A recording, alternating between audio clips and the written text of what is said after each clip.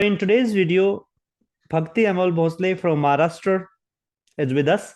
So she's going to tell us a story about English. So Bhakti Bhosle, please tell us about English. What do you think about? Yes, sir. There are 26 alphabets. There are 5 words and 21 consonants. With the help of alphabets, we make a word. With the help of words, we make a sentence.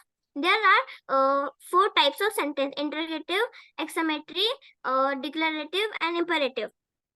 Declarative start with the capital letter and end with the full stop. Interrogative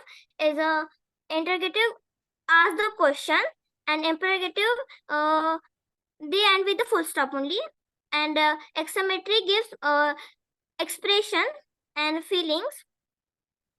And there are 8 parts of speech: noun, pronoun, adverb, adjective, preposition, conjunction, interjection. Noun is a naming word, and pronoun is a replacing word.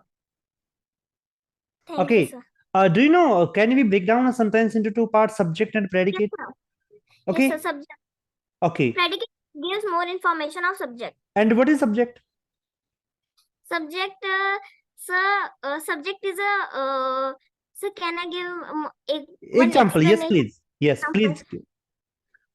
In a bus, there was 2 means conductor and bus driver.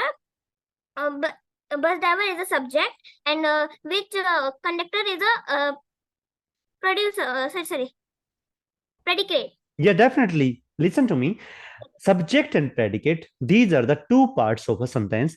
Subject is the doer, subject is the driver of the sentence, and Yes, predicate contains more information about the doer.